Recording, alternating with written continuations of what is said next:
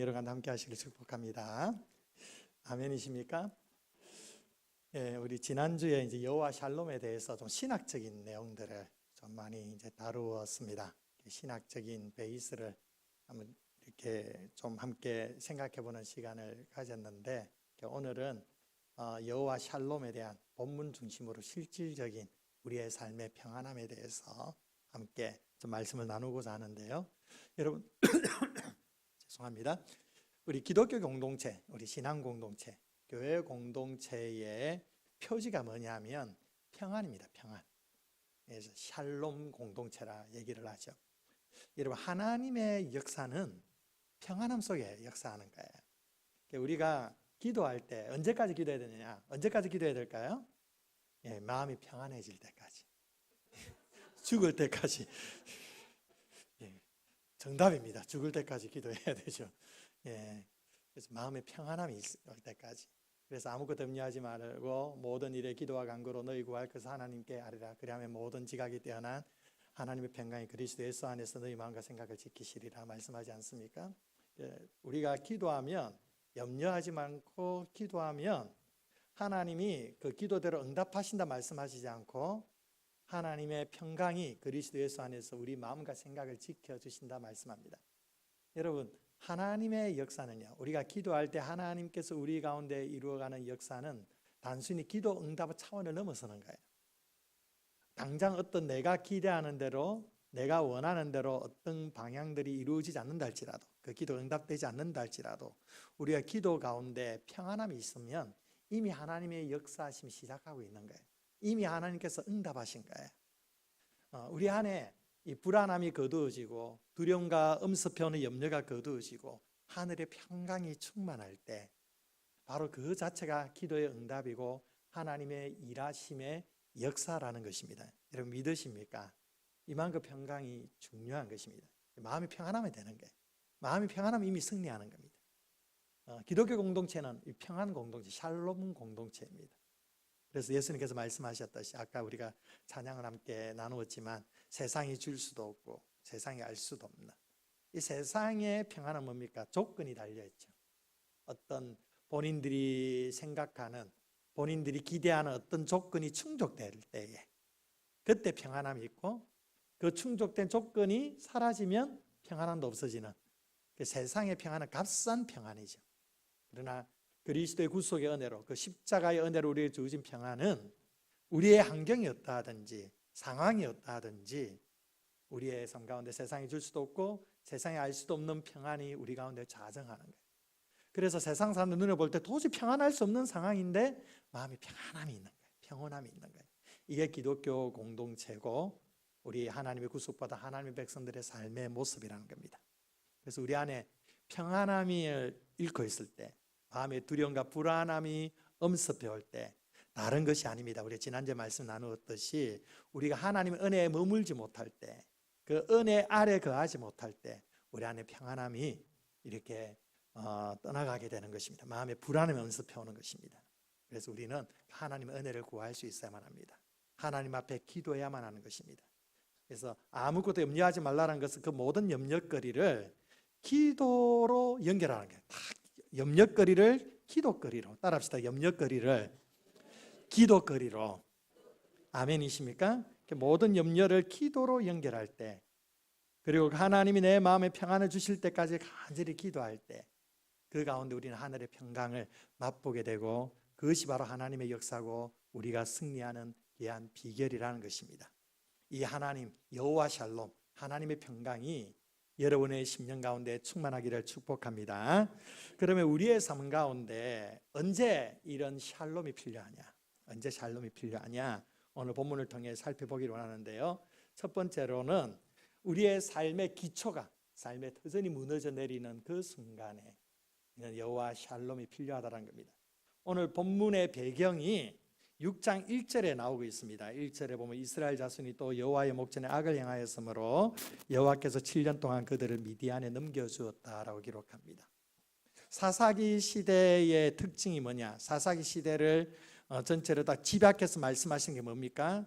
이스라엘의 왕이 없으므로 각자 소견에 옳은 소견대로 행한다. 각자의 소견대로 행한다. 그래서 아주 무질서한, 하나님을 왕으로 인정하지 않고 하나님 왕으로 모시지 않기 때문에 자기 스스로가 왕이 되는 것입니다. 자기 스스로 왕이 되니까 자기가 왕이니까 자기 마음대로 하고 싶은 거죠. 자기 소견대로 하고 싶은 거죠. 오늘날 시대가 이런 시대죠. 포스트 모던 시대, 상대주의 시대가 이렇게 절대적인 진리가 없다. 내가 느끼는 것, 내가 경험하는 것, 그리고 내가 알고 있는 것, 이게 진리다. 내가 느끼는 대로 살면 된다. 그러니까 세상이 무질서해질 수밖에 없는 거죠. 이스라엘 시대, 사사 시대가 바로 이러했다는 겁니다. 하나님의 왕으로 인정하지 않고 각자 소견에 옳은 대로 행하는 이러한 시대 속에 이 영적인 암흑기 속에 350년을 지내는 거죠. 이 사사 시대의 사이클이 있습니다. 우리가 잘 알죠. 먼저 이스라엘 백성들이 범죄합니다. 우상 숭배를 하고 하나님으로부터 떠나버립니다. 그러니까 하나님이 어떻게 합니까? 그들을 그냥 두시면 안 되잖아요. 몽둥이를 드는 거예요. 채찍을 드시는 겁니다. 어떻게? 이방 민족을 통해, 주변의 이방 민족을 통해서 이스라엘을 괴롭히는 겁니다. 그 괴롭힘이 너무도 극심하고 너무도 견디지 못하니까 이스라엘 백성들이 정신 차리고 하나님께 이제 부르짖고 기도하는 거예요. 하나님, 너무 고통스럽습니다. 우리를 구원하여 주소서. 회개하면서 하나님 앞에 기도하니까 하나님께서 이스라엘을 구원하시는데 누구를 통해 구원하십니까? 사사를 통하여 구원하여 주시는 거예요. 이 사이클이 계속 반복되는 겁니다. 오늘 본문 6장에서는 이스라엘이 또 패역해서 악을 행하니까 하나님께서 어떤 민족을 통해 이 백성들에게 채찍을 드십니까? 이 미디안 민족이죠. 미디안 민족.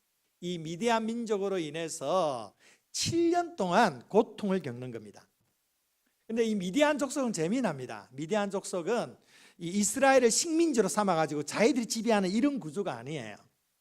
어떠냐 하면은 이스라엘이 이제 열심히 농사를 하고 열심히 이제 추수를 하는 그 시기에 이 미디안 족속들이 낙타를 타고 말을 타고 막 쳐들어오는 거예요. 그리고 이스라엘이 추수한 모든 것들을 다 싸그리 다 가지고 가버리는 거죠. 메뚜기 떼처럼 하나도 남김없이 모든 것들을 다 가지고 가는, 삶을 완전 초토화시켜버린 거죠.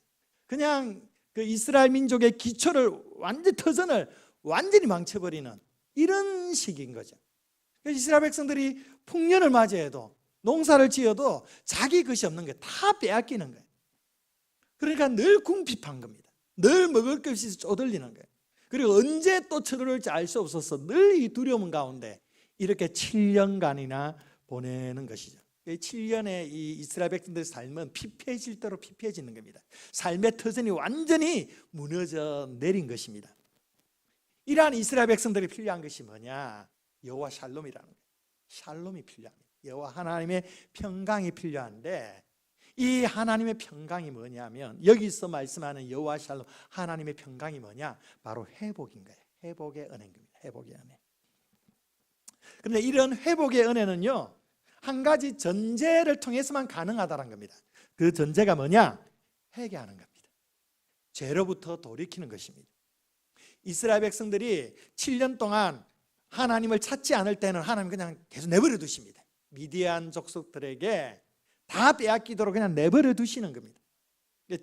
견디다가 도저히 감당할 수 없어서 7년이라는 시간이 지나면서 그때 비로소 이스라엘 백성들이 하나님 앞에 부르짖고 기도하기 시작합니다. 그게 이제 오늘 본문 앞에 내용이죠. 이렇게 회개하고 죄로부터 돌이킬 때에 그때 비로소 회복하시는 하나님의 은혜가 이스라엘 공동체 가운데 임하게 되는 것입니다. 우리도 마찬가지입니다. 우리의 삶 가운데 회복이 필요합니다. 때로는 우리의 삶의 기초가 무너져 내리는 것 같은 그런 고통이 있습니다. 때로는 가정 안에 경제적인 위기도 있을 수도 있고, 가정에 자녀의 문제가 있을 수도 있고, 관계적인 어려움이 있을 수도 있고, 또 건강의 문제가 있을 수도 있고, 여러 가지 정말 우리의 삶이 무너져 내리는 듯한 그런 고통이 우리 가운데 찾아올 때가 있습니다. 물론 모든 고통이 다 죄 때문인 것은 아닙니다. 그러나 그런 고통이 올려올 때마다 우리는 성찰할 수 있어야만 합니다. 그리고 하나님께로 돌이키고 하나님 앞에 부르짖고 기도하는 그 기도 속에 회복하시는 하나님의 은혜를 맛보게 된다는 것이죠. 그래서 우리의 삶이 이렇게 무너져 내린 같은 이 고통이 찾아올 때 그 고통의 순간이 바로 여호와 하나님 앞에 기도하는 순간이라고 기억하시기를 바랍니다.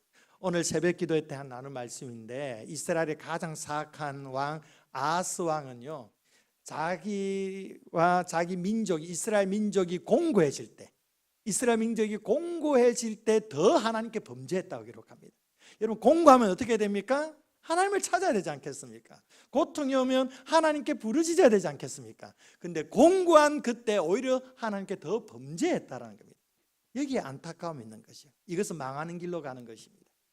여러분, 우리 가운데 고통이 찾아온다는 것, 우리의 삶에 터전이 무너지는 것 같은 이런 아픔이 찾아온다는 것, 그것은 바로 하나님을 다시 찾을 수 있는 기회라는 사실을 기억하시기 바랍니다. 그 순간 우리가 하나님을 찾고 하나님의 은혜를 구하고 하나님의 도우심을 구할 때, 하나님께서는 여호와 샬롬, 우리의 삶을 회복하시는 놀라운 은혜를 허락하여 주시는 줄 믿으시기 바랍니다. 고통 가운데 주님을 찾으시기를 축복합니다.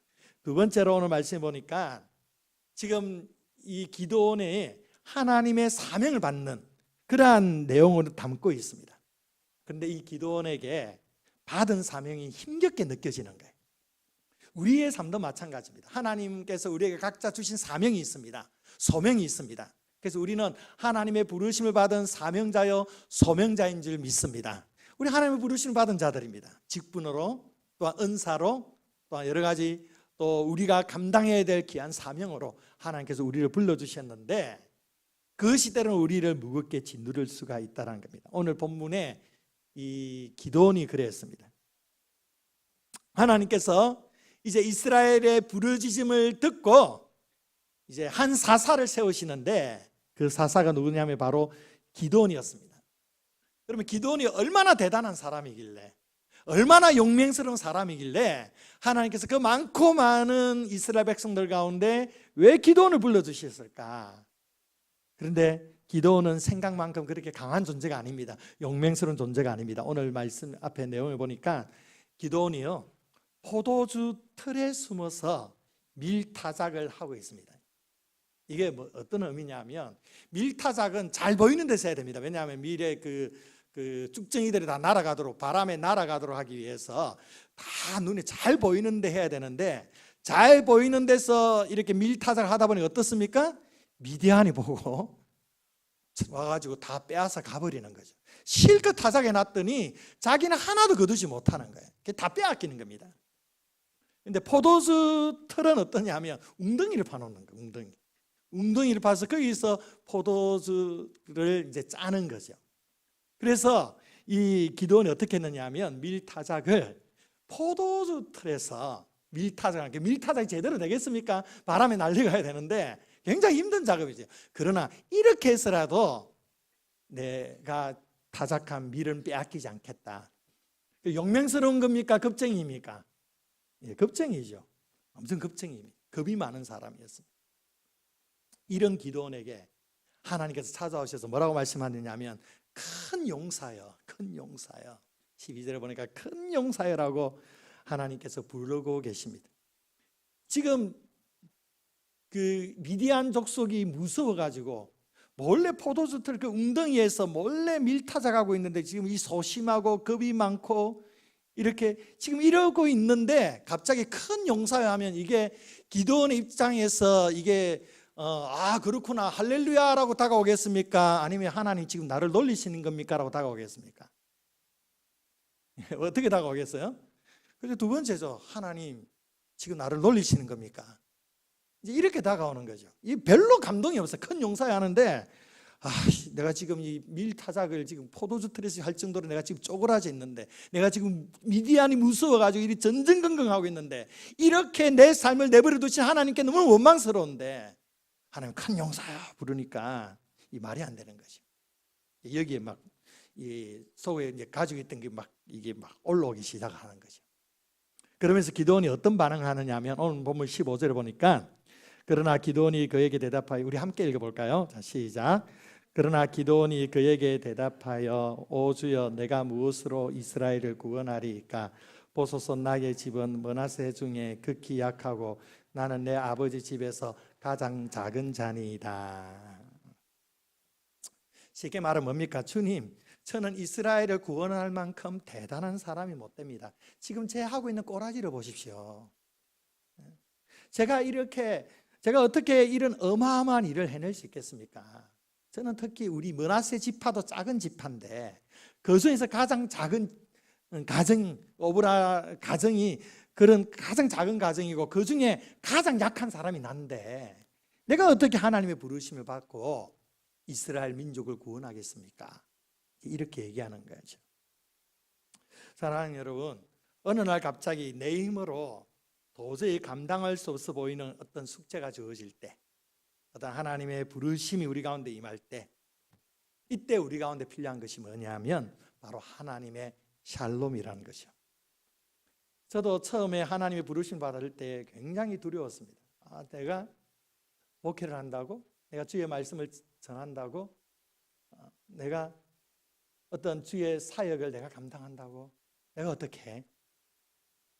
저는 여러분들을 보시면 어떨는지 모르지만 저는 생각보다 소심한 사람입니다. 굉장히 ENF MBTI는 좀 다르게 나오는데 실제적으로 저는 좀 소심한 게가 있고 앞에서 말하는 게 되게 두려워하는 사람이에요. 그런 제가 하나님 부르심 받았을 때 굉장히 두려웠었죠. 그렇게 해서 기도원에 가서 참 많이 기도하면서 하나님의 어떤 뜻을 구하고 그런 기간들이 있었는데 뭐 이런 특별한 이런 그 목회자라는 선교사라는 이런 특별한 부르심이 아니더라도 우리 각자의 부르심이 있지 않습니까? 교회 공동체 안에서 또 연말 되면은 또 어떤 직분을 내가 맡아야 되고 어떤 봉사를 해야 되고 어떤 부르심들이 이제 우리 가운데 주어지게 될 때에 우리 안에 이제 두려움이 막 엄습해 오죠. 이걸 감당할 수 있을까? 나는 이걸 할 수 없는 존재인데 이런 것이죠. 바로 이 가운데 우리에게 필요한 것이 샬롬이라는 겁니다. 우리로 인생의 소명을 감당하게 하시는 하나님의 비전과 하나님의 그 능력이 샬롬을 통해 우리 가운데 임하게 되면 우리 하나님이 능히 감당하게 될 줄 믿습니다.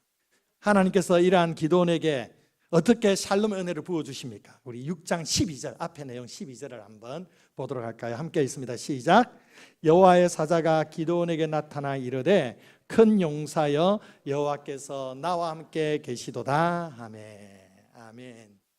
기도원에게 큰 용사라고 불러주고 계십니다. 기도원이 큰 용사가 될 수 있는 것은 그만큼 능력이 있기 때문이 아닙니다. 그가 탁월한 재능이 있기 때문이 아닙니다. 그가 큰 용사가 될 수 있는 이유가 딱 한 가지입니다. 하나님이 함께 하신다는 겁니다. 내가 너와 함께 하겠다는 겁니다. 내가 너와 함께 하니까 너는 큰 용사가 될 수밖에 없다는 것입니다. 이 세상의 가장 큰 용사는 하나님이 함께 하시는 사람인 줄 믿으시기 바랍니다. 여러분, 이것이 바로 하나님의 기대입니다. 하나님의 비전인 것입니다. 예수님께서 베드로를 부르실 때에 베드로에게 너는 지금은 시몬이지만 장차 개발하리라. 너를 반석과 같은 존재를 세우겠다. 지금 베드로가 반석과 같은 존재가 아닙니다. 3년이라는 기간 동안 예수님과 관계할 때도 결코 반석과 같은 믿음을 보여준 적이 별로 없어요. 그런데 예수님께서는 너를 장차 개발할 것이다. 반석이라고 예수님께서 불러주십니다. 이건 뭡니까? 예수님께서 그렇게 하시겠다는 거예요. 예수님께서 반드시 반석과 같은 존재로 세우겠다는 겁니다. 나약하고 변덕스럽고 너무도 모난 이 베드로를 반드시 하나님의 나라의 반석처럼 쓰임받도록 예수님께서 그렇게 하시겠다는 거예요. 어떻게 하셨습니까? 실제 그렇게 되었죠. 베드로가 예수님을 3번씩이나 부인하고 예수님 마음을 아프게 하는 그런 순간순간마다 예수님께서는 그를 포기하지 않으셨습니다. 끝까지 그를 책임져 주시고 인도하시면서 그를 위대한 사도로 세우셨고 바로 베드로를 통하여 인류 구원의 놀라운 역사들을 이루게 하시지 않았습니까? 하나님이 함께 하시니까, 예수님이 함께 하시니까 이처럼 큰 용사가 되는 것입니다. 사랑하는 성도 여러분, 동일하게 저와 여러분 가운데도 주님께서 함께 하시는 줄 믿으시기 바랍니다. 여러분 더 이상 나약한 존재가 아닙니다. 여러분 자신의 연약함 때문에 아파하는 것이 아니라 나의 연약함을 통하여서 일하시는 하나님의 높고 위대하심, 크고 강하심을 여러분은 바라보시길 바랍니다. 그 하나님께서 하나님의 손길로 여러분들을 큰 용사로 불러주시리라 믿습니다. 이 믿음을 가질 때에 우리 가운데 여호와 샬롬, 하나님의 평강이 우리 가운데 함께하게 되는 것입니다. 오늘 보면 17절을 또 볼까요? 17절 우리 함께 읽어봅니다. 시작. 기드온이 그에게 대답하여 만일 내가 주께 은혜를 얻었사오면 나와 말씀하신 이가 주 되시는 표징을 내게 보이소서. 아멘. 예. 기드온이 이런 하나님의 부르심 앞에 다시 한번 확인을 하고 싶어 합니다. 내가 주의 은혜를 이렇게 얻었다고 한다면 나에게 표징을 보여달라고. 이것은 좀 믿음 없는 모습인 것처럼 비춰질 수 있지만 또 다른 한편으로는 하나님의 부르심에 더욱 신중하게 다가가는 그러한 모습으로 우리가 다가올 수도 있죠. 바로 이러한 경험을 통해 이러한 하나님을 향한 이러한 마음의 기도원의 어떤 이런 시도를 통하여서 기도원은 더 하나님을 깊이 경험하게 되어지죠. 여러분들 하나님이 불러주실 때에 끊임없이 기도하시고 하나님의 그 은혜를 계속적으로 구할 수 있기를 바랍니다. 그럼 그 가운데 우리 때로는 우리가 감당해야 될 인생의 짐이나 하나님 맡겨주신 그 사명이 무겁게 느껴진 그 순간순간 가운데서 우리가 기도함으로 하나님의 평강을 경험하게 될 줄 믿습니다. 하나님의 평강이 우리가 함께 하시면 우리는 능히 주의 사명을 감당할 수가 있는 것입니다. 저와 여러분들 우리의 사명의 자리에서 그 사명을 감당하는 그 모든 시간 속에 여호와 하나님의 평강이 여러분과 함께 하시기를 축복합니다. 마지막 세 번째로는 이 주님의 임재가 두렵게 느껴질 때 그때 우리 가운데 샬롬이 필요하다는 겁니다. 자, 기드온이 하나님의 표정을 보기 위해서 여호와의 사자에게 예물을 준비해 가지고 옵니다. 여기 보니까 여호와의 사자가 실제 사람처럼 온 것 같아요. 사람처럼 천사처럼 이 날개 달려 온 것이 아니라 실제 사람처럼 이제 여호와의 사자가 하나님의 사자가 이제 기드온 앞에 온 것입니다. 그리고 기드온이 하나님의 표정을 보기 위해 이제 예물을 준비해 오는데 그 예물이 뭐냐면 염소고기, 염소 새끼를 잡아가지고 고기를 이렇게 요리를 했고요. 그리고 무교병, 무교병이라는 것은 어떤 그 첨가물이 없는 그냥 밀가루 반죽으로 그대로 한 게 무교병입니다. 이 무교병 그리고 어떤 스프라고 하죠. 이 국 이렇게 세 가지를 하나님의 사자를 위해 예물을 가져옵니다. 근데 그때 21절을 보시면요. 오늘 21절 또 읽어보겠습니다. 시작. 여호와의 사자가 손에 잡은 지팡이 끝을 내밀어 고기와 무교병에 대니 불이 바위에서 나와 고기와 무교병을 살랐고 여호와의 사자는 떠나서 보이지 아니한지라. 아멘. 기드온이 준비한 예물이 여호와의 사자가 내민 그 지팡이에 의해서 불이 나오면서 순식간에 다 불살라 버리는 거예요. 이 놀라운 표징을 기드온이 경험하게 되죠. 그리고는 여호와의 사자가 눈앞에 보이지가 않습니다. 비로소 깨닫습니다. 자기가 지금 대면하고 있는 이분은 사람이 아니구나. 여호와의 사자, 하나님의 천사구나. 하나님의 천사를 보았다는 게 여호와 하나님을 보았는 것과 동일한 것이거든요. 그래서 기드온이 이렇게 고백을 합니다. 22절에 보니까 슬프도소이다 주 여호와여 내가 여호와의 사자를 대면하여 보았나이다. 구약시대 사람들은 죄인이 하나님을 직접 대면하면 죽임을 당한다고 믿었습니다. 실제 그렇게 죽임을 당하는 일들도 있었습니다. 기드온도 동일하게 이런 두려움에 사로잡혀지게 됐던 것입니다. 죄인인 내가 하나님을 보았다라는 것이요. 여러분 이것이 죄인된 우리가 하나님 앞에 서게 될 때에 나타나는 반응이죠. 많은 구약의 믿음의 사람들이 하나님을 대면할 때 오라 내가 죽게 되었다라는 고백을 합니다. 감히 죄인이 하나님을 대면할 수가 없는 것입니다. 그래서 그 두려움이 지금 기드온에게 사로잡혀지게 된 거예요. 큰 용사고 뭐 할 것 없이 내가 이제 죽게 되었다. 이때 하나님께서 기드온에게 너무도 은혜로운 말씀으로 격려하시죠. 우리 23절을 또 읽어볼까요? 23절 자 시작. 여호와께서 그에게 이르시되 너는 안심하라 두려워하지 말라 죽지 아니하리라 하시니라. 아멘. 걱정하지 마. 안심해. 괜찮아. 너는 결코 죽지 아니할 것이야. 기드온은 이 하나님의 따뜻한 음성을 듣고 비로소 두려움을 내려놓습니다. 그리고 그곳에 제단을 쌓는데 제단 이름이 무엇입니까? 여호와 샬롬입니다. 하나님의 평강이 임했다라는 것입니다. 오늘날 우리는 예수 그리스도로 말미암아 하나님을 대면해도 죽지 않습니다. 절대 죽을 일이 없습니다. 그분의 임재 안에서 영원한 생명과 평안을 누리며 살아가게 되는 것입니다. 그럼에도 불구하고 여전히 우리 안에는 하나님에 대한 두려움이 있어요. 우리의 죄 때문에, 우리의 그 연약함과 부족함 때문에 영적인 두려움을 느낄 때가 있는 거죠. 어쩐지 하나님께 가까이 가면 나의 치부가 다 드러날 것 같은 그러한 두려움을 가질 때가 있어요. 그래서 하나님 앞에 기도하는 것조차 두려워하는 그런 사람들이 있습니다. 그들에게 영적인 회복이 필요하고 하나님의 평강이 필요한 것입니다. 어떤 이제 은사자들 중에 뭐 투시 은사 이런 게 있지 않습니까? 그래서 이 투시 은사를 받은 사람이 있다고 하면 그 사람 앞에 서는 게 굉장히 두려워하죠. 제가 신학교 시절에, 전도사 시절에 결혼하기 전에 이제 경배와 찬양이라는 이제 선교 단체에서 훈련을 받았는데요.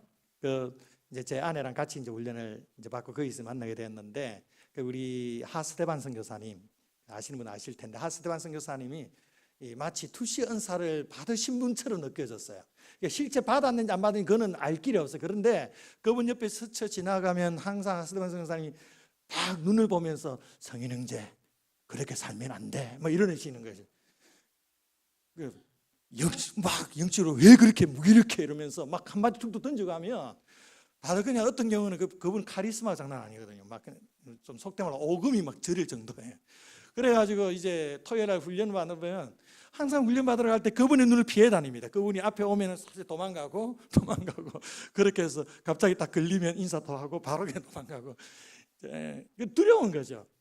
내가 한 주간 동안 살아오면서 내 안에 연약했던, 부족했던 그 죄에 대한 그런 연약함에 대한 그런 문제들이 혹시 저분 앞에 서면은 드러날까봐 막 그런 두려움이 생겨지는 거죠. 뭐 이런 것들이 있잖아요. 이게 뭐냐면 그 사람에 대한 두려움보다는 하나님 앞에 이런 두려움을 우리가 가지고 있다는 겁니다. 내가 영적으로 바로 서지 못할 때, 내가 끊임없이 죄의 문제에 계속 거기 노출되어서 그 죄에서 자유하지 못하고 계속 그 죄에 눌려 살아갈 때 하나님 앞에 서는 자신감이 없어지는 겁니다. 기도할 수도 없을 만큼 우리의 삶이 영적으로 무기력해지는 거죠. 그러나 여러분 기억하십시오. 하나님은 우리에게 두려움을 주기 위해서 오시는 분이 아닙니다. 하나님은 우리에게 평강을 주시기 위해 오셨습니다. 우리의 두려움을 하나님께서는 평강으로 바꾸어 주십니다. 하나님께서 우리의 연약함에도 불구하고 우리를 꾸짖지 아니하십니다. 우리를 정죄하지 아니하십니다. 하나님 앞에 나아갈 때마다 우리의 그 연약함에도 불구하고 하나님께서 우리를 일으켜 세워주십니다. 평강으로 함께하여 주십니다. 그래서 우리는 우리의 삶이 나약할 때마다, 죄로 인해서 우리의 삶이 짓눌리고 많이 무너질 때마다 그 순간순간마다 우리는 하나님의 은혜의 보좌 앞으로 나아가야 됩니다. 우리가 무너질수록 하나님의 보좌 앞에 더 담대히 나아가야 합니다. 그분을 찾아야 합니다. 그래야 할 때 여호와 평강, 여호와 샬롬이 우리 가운데 임하게 되는 것입니다. 오늘 이 말씀을 기억하시면서 저와 여러분의 인생 가운데 때로는 고난이 찾아와 우리의 인생의 송두리째 흔들리게 만드는 그 상황 속에서, 하나님이 부여해 주신 그 사명에 대한 그 두려움 속에서, 하나님 앞에 서기조차 두려운, 그 하나님 임재 앞에 서기조차 두려워서 많이 무너져 있는 영적으로 무기력한 그 상황 속에서 우리가 해야 될 일이 있습니다. 바로 하나님 은혜의 보좌 앞에 더 담대히 나아가야 하는 것입니다. 하나님 은혜의 보좌 앞에 담대히 나아갈 때 여호와 평강, 여호와 샬롬, 하나님의 평강이 저와 여러분 가운데 충만하게 역사하여 주시리라 믿습니다. 이 하나님의 샬롬이 여러분 가운데 충만하기를 주의 이름으로 축원드립니다. 기도하겠습니다. 좋으신 아버지 하나님 감사합니다. 오늘 우리에게 말씀하여 주셔서 여호와 샬롬, 평강의 하나님에 대해서 말씀을 통해 다시금 묵상하며 깨닫게 하심에 감사드립니다. 우리 인생의 여러 가지 삶의 고난과 아픔과 문제 속에서, 때로는 우리의 인생이 흔들리는 그 상황 속에 하나님께서 평강으로 찾아오시는 줄 믿습니다. 우리가 사명 앞에 흔들릴 때 주님의 평강이 우리 가운데 함께하여 주시는 줄 믿습니다. 하나님의 임재 앞에 내가 두려워하며 하나님 앞에 가까이 나아가기조차 또 마음에 어려워하는, 머뭇거리는 우리의 영적인 나약함 가운데서도 여호와 하나님, 여호와 샬롬으로 평강으로 우리 가운데 함께하여 주시는 줄 믿습니다. 이 여호와 샬롬의 하나님, 그 하나님을 향해 우리의 믿음과 주님을 향한 그 신뢰가 더해지게 하여 주셔서 날마다 하나님의 은혜의 보좌 앞에 담대히 나아가게 하여 주시고 그 가운데 하늘의 평강을 충만하게 누리며 믿음으로 승리하며